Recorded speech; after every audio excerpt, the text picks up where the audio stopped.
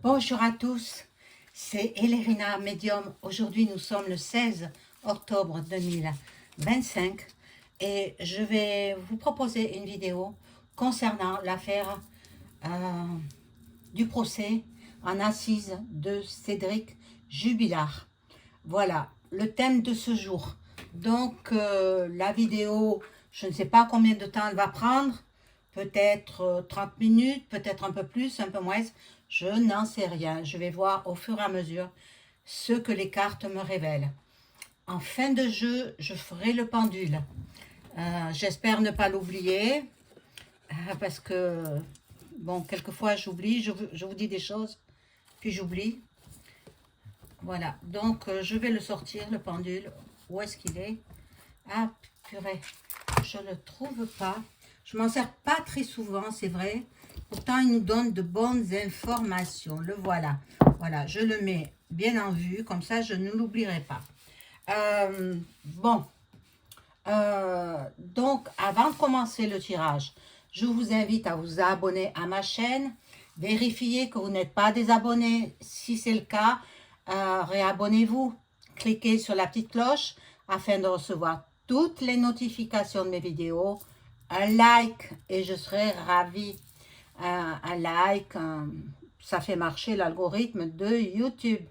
Et puis, si vous avez besoin d'une consultation personnalisée avec moi, vous trouverez tous les liens en description sous la vidéo. Vous m'adressez un email ou alors un appel téléphonique ou alors un SMS. Et moi, je vous réponds en suivant dès que je prends connaissance du message. Voilà. Donc, si vous souhaitez entrer en connexion avec vos chers disparus par l'écriture automatique, sachez que je suis là, je suis médium, j'entre en contact avec les défunts. Hein, le médium, c'est ça. Le cartomancien, non, il ne fait que les cartes. Mais bon, il y a de très forts cartomanciens, hein, je ne juge personne. Hein. Maintenant, moi, je suis médium. Hein, de naissance, je le rappelle. C'est un don qui m'a été transmis par mes ancêtres depuis de nombreuses générations. Ça se transmet de génération en génération. Et moi, je vais le transmettre à ma descendance. Voilà. Et quand ce sera le moment. Pour l'instant, non. Pour l'instant, je ne veux pas. Je ne veux d'ailleurs pas qu'ils pratiquent. Parce que je ne veux pas partir encore. Pas partir dans l'au-delà. Bien que j'ai ma place auprès du Seigneur, je le sais, mais je ne veux pas encore partir. C'est pas le moment. J'ai trop de choses à faire ici-bas, sur Terre. J'ai trop de choses. Je suis, je suis investie d'une mission. Voilà. Je ne suis pas une missionnaire, mais j'ai ma mission ici-bas, sur Terre. Ma mission, elle n'est pas terminée. Donc, ben voilà, la raison pour laquelle je ne souhaite pas encore passer de vie à trépas. C'est pas le moment. Voilà. Donc, alors, je vais faire ce procès dont tout le monde parle, bien sûr. La première semaine, ça me prenait tellement à cœur de faire une vidéo là-dessus que je vous avais fait une vidéo sur la personnalité du présumé innocent, hein, parce que jusqu'à preuve du contraire, il est toujours présumé innocent, le mari de Delphine. Maintenant, on va voir ce qu'il en est à la veille du verdict. Demain, il saura s'il retourne dans sa geôle ou pas.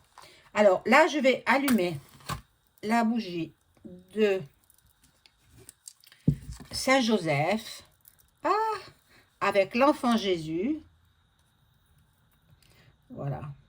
Je n'allume pas la grande bougie parce que elle a des difficultés à s'allumer. Alors, bon, ben, voilà. Là, ça vous protégera, vous qui voyez cette vidéo, mes abonnés, voilà, pour votre protection. Donc, je vais commencer par... j'ai mélangé toutes les cartes, hein. J'ai mélangé toutes les cartes. Ce sont des cartes spéciales pour les disparitions. Bon, Alors, les cartes, elles sont toutes tournées, mélangées. Bon, on va voir ce qu'il en est. Je suis obligée de les partager en deux parce qu'il y en a beaucoup trop. Et je vais les brasser devant vous. Il y en a qui disent je vais les battre. Non, on les brasse, les cartes. On brasse les cartes. Alors, qu'est-ce qu'on peut nous dire sur le présumé innocent? Qu'est-ce qu'on peut nous dire sur ce personnage?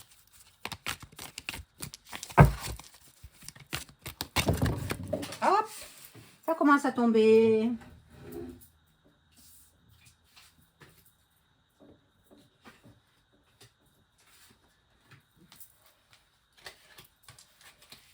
Il y en a une autre qui est tombée trop loin. Je vais la ramasser. Hop. Et voilà.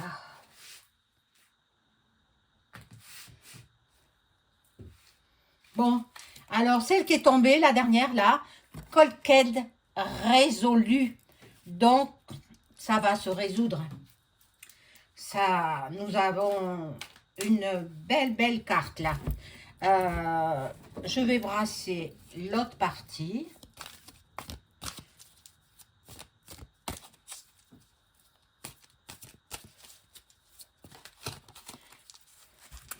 Voilà, je coupe. Et alors, je vais étaler les cartes.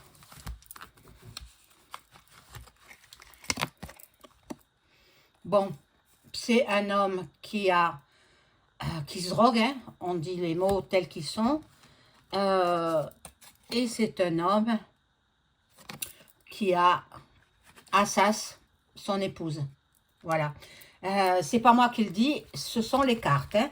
Je ne fais qu'interpréter les cartes. Le rapport d'expertise est accablant pour lui. Bon, je ne sais pas ce qui va en être, je ne sais pas ce que le verdict va donner demain. Bon, corps non retrouvé, voyez, eh bien, ce sont les cartes qu'ils disent et elles ont raison. En fait, on n'a pas retrouvé le corps de Delphine.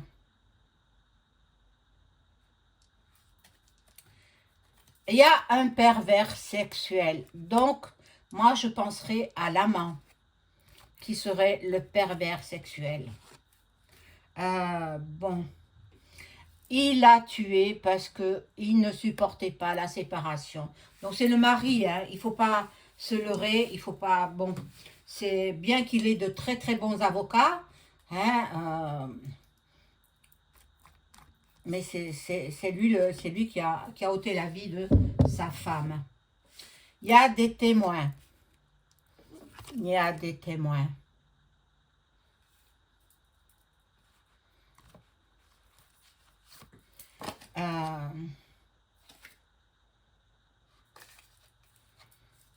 L'alibi falsifié. Oh mon Dieu, alors ce serait l'alibi de l'amant? Ben, il est douteux cet homme, hein?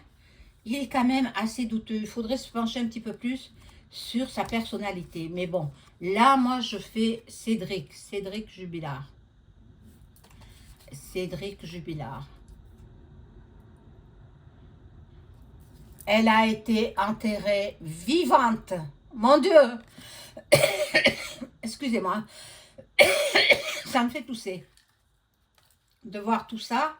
Elle a été... Mais c'est ce que j'avais dit dans un premier tirage. Dans mes premiers tirages, j'avais dit qu'elle avait été enterrée vivante. Ils croyaient qu'elle était décédée, mais non, elle n'était pas décédée.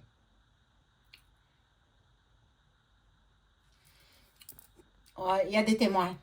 Il y a des témoins qui disent, c'est lui, je l'ai vu à 3 heures du matin porter une malle.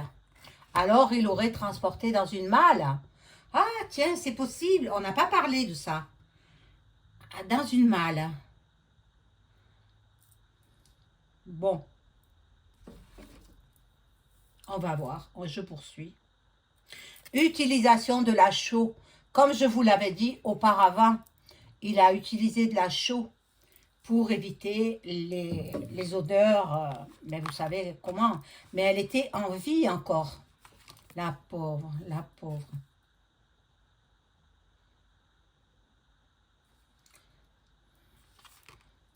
Il l'aurait mis dans des sacs poubelles. Donc, c'est de là que j'ai vu qu'il avait coupé sa main.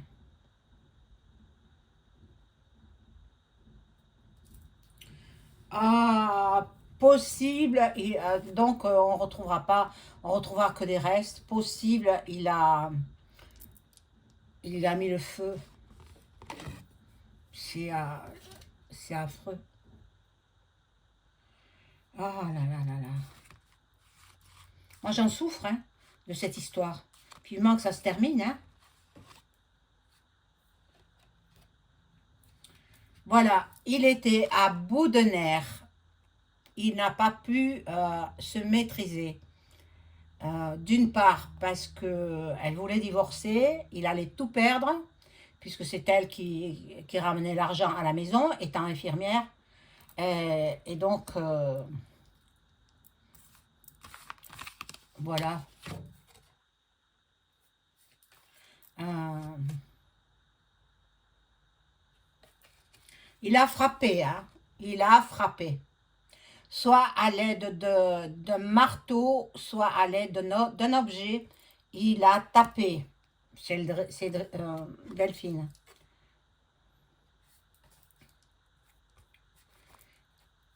Bon, pour qu'il puisse aller cacher le corps, il a mis des somnifères dans les boissons des enfants pour qu'ils puissent dormir.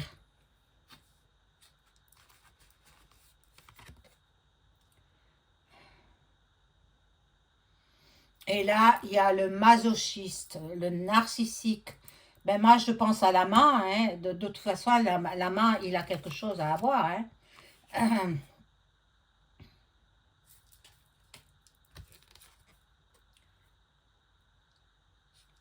Bon, on va voir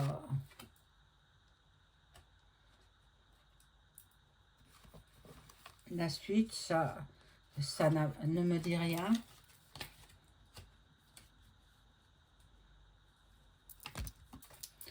Alors,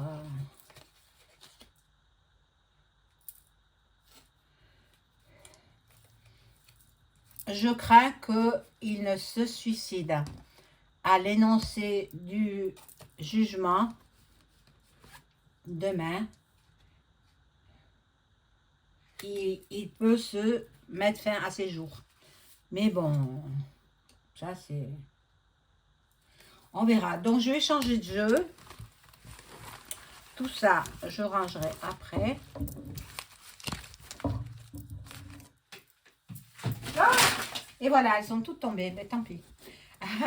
Je vais prendre ce petit jeu-là qui va me donner des informations sur la culpabilité de Cédric Jubilard. Alors, il y a une carte qui s'est retournée, je ne sais pas où elle est. Voilà, voilà.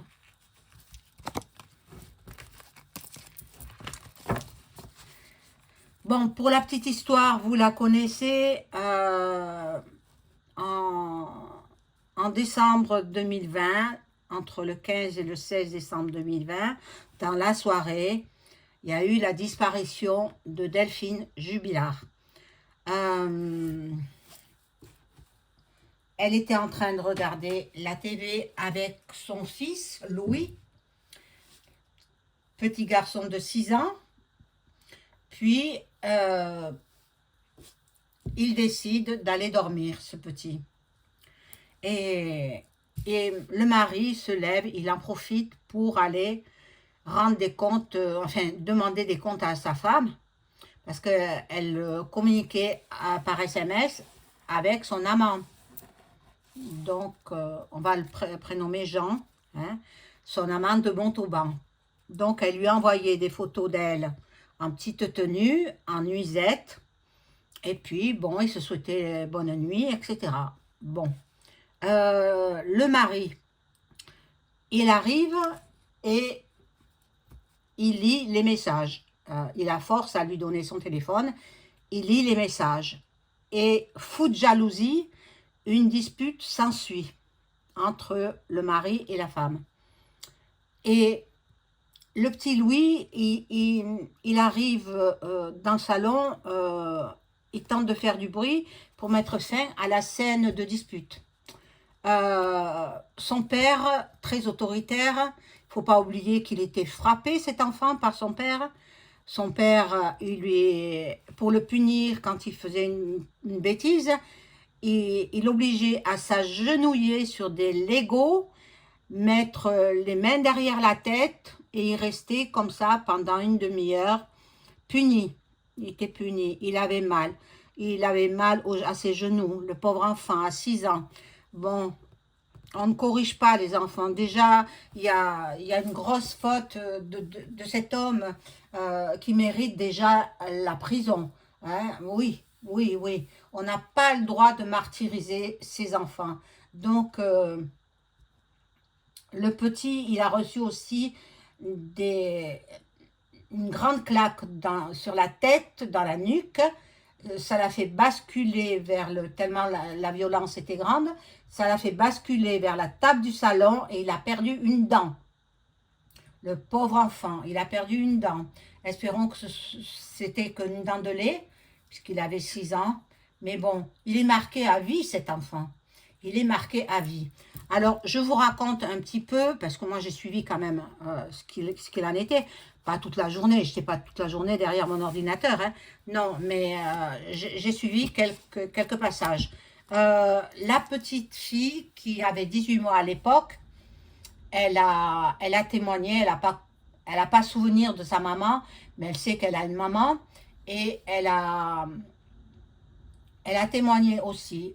Elle dit qu'elle avait une baguette magique et qu'elle disait abracadabra, maman revient, maman revient. Bon, c'est une enfant. Hein. Elle, voilà, avec ses mots d'enfant, elle disait ça. Rapporté par ses avocats, parce que étant mineurs tous les deux, interdiction d'aller au tribunal. Bon. Le petit garçon, dimanche, dans une lettre écrite à la présidente du tribunal, il a dit qu'il était persuadé que son père avait ôté la vie de sa mère, qu'il avait étranglée, et il a raconté les sévices qu'il subissait, les sévices corporels. Et certainement les sévices verbaux, parce qu'il le rabaissait. Il le rabaissait par des mots. Terrible, hein, terrible. Et ça, c'est un père? Ah non, non, non, non, non. En fait, quand lui-même était enfant, il a été placé.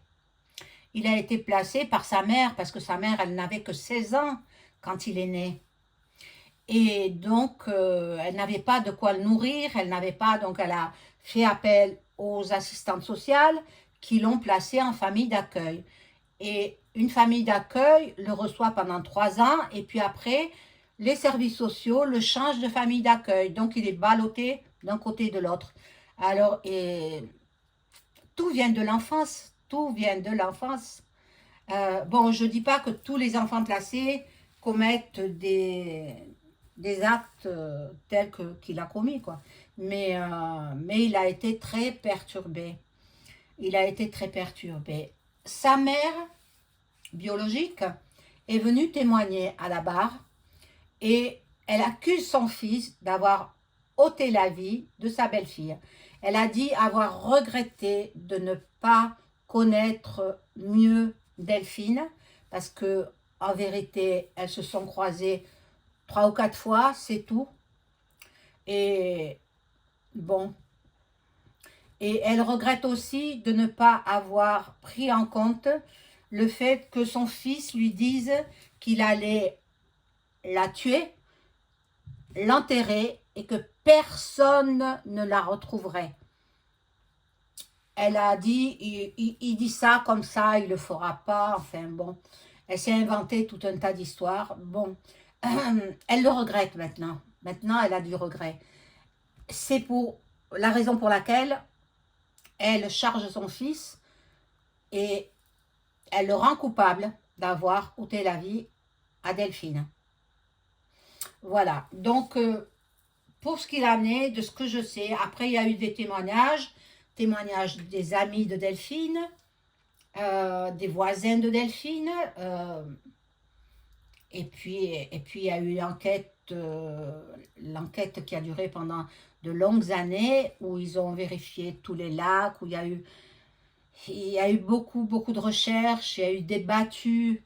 Alors pendant les battues, monsieur le coupable, le présumé innocent, je vais dire, hein, parce que, bon, il faisait semblant de chercher, mais en fait, il ne cherchait pas, puisqu'il savait qu'elle n'était plus là. Il savait où il avait caché.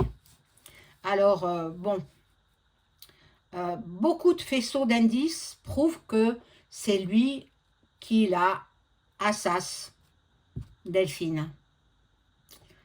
Tout est contre lui. Bon, les avocats généraux ont fait leur plaidoirie hier, dont nous étions le 15, je crois, hier mercredi, et ils ont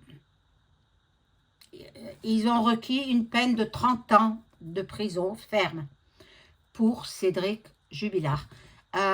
Sachez, mes amis, que par mes connaissances, je sais que ils ne peuvent pas lui mettre à la perpétuité parce que pour diverses raisons. Ils ne peuvent pas. Bon, soit. Donc, ils ont mis le maximum, 30 ans, 30 ans de prison. Mais ils mettent le maximum pour obtenir quand même sa condamnation. Alors, la condamnation, elle peut, à mon avis, je verrai avec le pendule, la condamnation. Mais il sera condamné. Il sera condamné. À combien d'années de prison, je ne sais pas. Pour l'instant, je ne sais pas. Alors là, je vais voir avec ce jeu la personnalité de Cédric Jubilard et le verdict que va nous donner le verdict le 17 octobre 2025 sur Cédric Jubilard.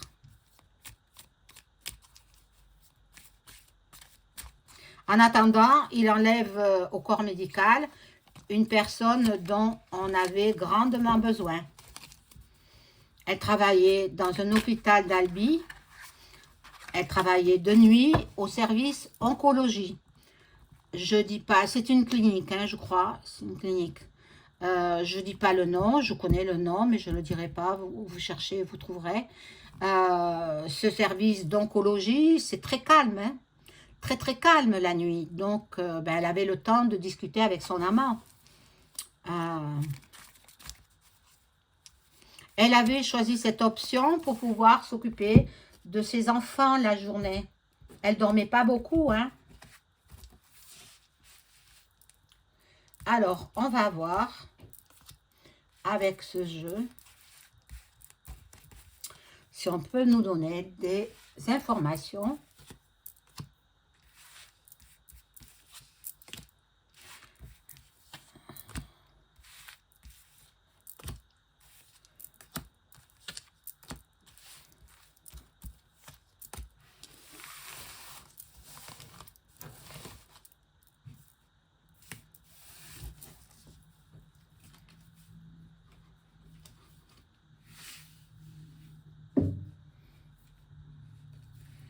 Alors,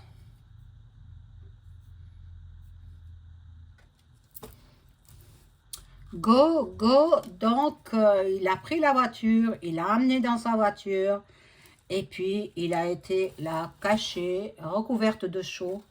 Bon, là, c'est le grand soleil. Lui, il est persuadé qu'il sera acquitté. Bon, il y a des congratulations, mais ça, c'est la famille de Delphine, hein. Donc, moi, je ne pense pas qu'il soit acquitté. Parce que s'il l'acquitte, bon nombre de féminicides auront lieu par la suite. Et les hommes ou les femmes qui auront commis ces assassinats ne seront pas inquiétés. Parce qu'ils se diront, Jubilard est passé à travers les mailles du filet.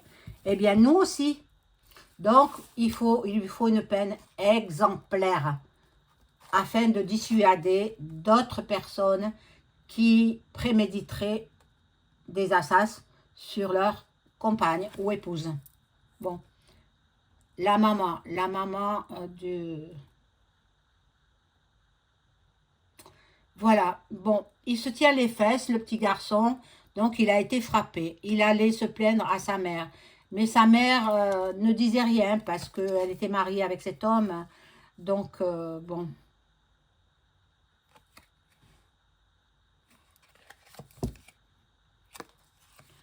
Euh,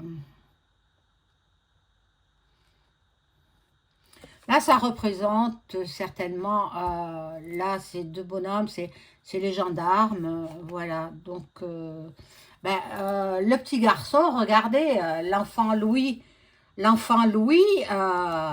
mon Dieu, mon Dieu, j'ai dit auparavant que sa vie était en danger. Peut-être que on va essayer de le trucider.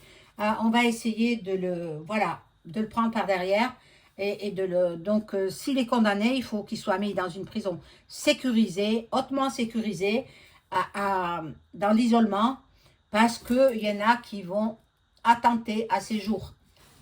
Ils vont attenter à sa vie. C'est affreux, ça, c'est affreux, hein. Quelle histoire, oh là là. Alors, c'est vrai que dans leurs jeux amoureux, ils se servaient d'un fouet. Bon, ça c'est les sœurs de Delphine, dans la maison, ils s'occupent des enfants.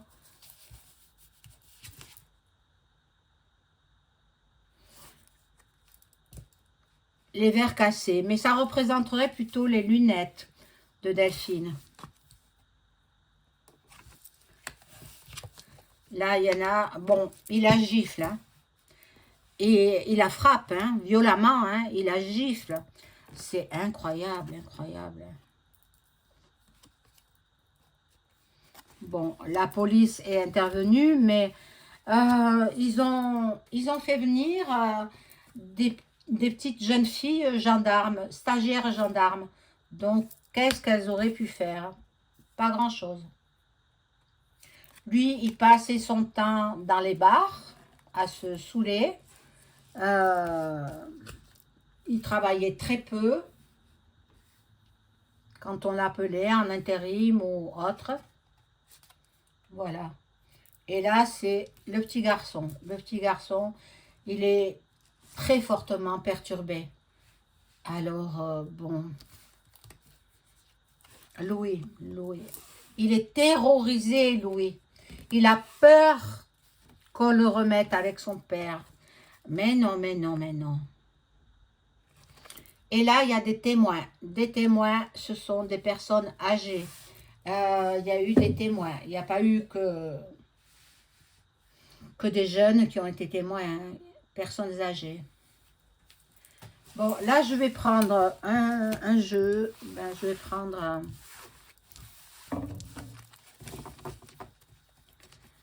Quelle histoire, mon Dieu.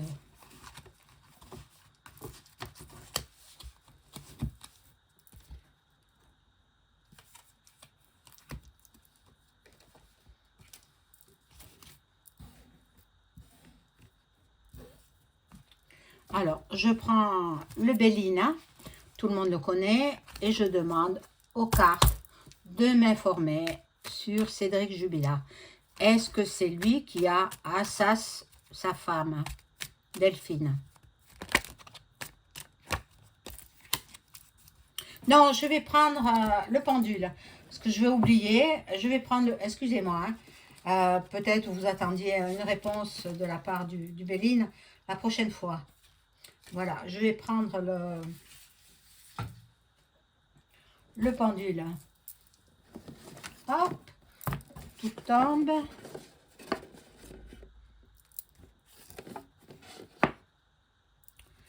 Padre Pio me l'a offert. C'est gentil, hein.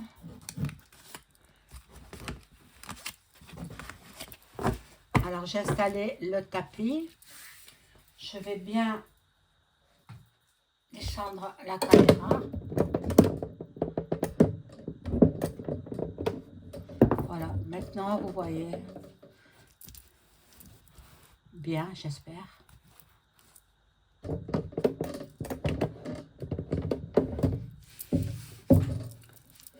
Je suis obligée de demander une protection. Alors voilà le pendule.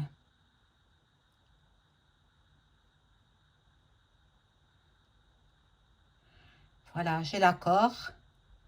C'est très bien. Alors, je pose les questions maintenant.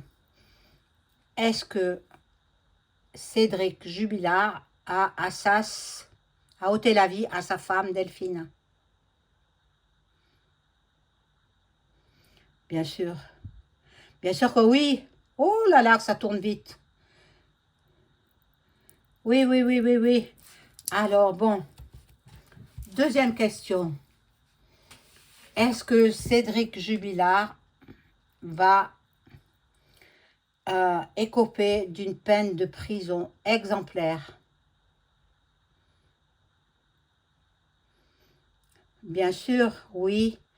Le pendule répond oui. Est-ce qu'il va écoper 30 ans de prison comme l'ont proposé les avocats généraux? Est-ce que Cédric Jubilard va écoper 30 ans de prison? Non. Est-ce qu'il va écoper de 25 ans de prison? Non plus. Alors, est-ce que Cédric Jubilard va écoper de 22 ans de prison ferme? Non plus. Est-ce que Cédric Jubilard va écoper de 20 ans de prison ferme? Voilà, eh bien, nous savons tout. Il sera condamné à 20 ans de prison ferme. Étant donné qu'il a fait déjà presque 5 ans, il lui restera 15 ans de prison ferme. Et pour conduite exemplaire, il peut être libéré au bout de 10 ans. Voilà, mes amis, ce que je pouvais dire sur cette affaire. Rendez-vous demain pour le verdict. Au revoir.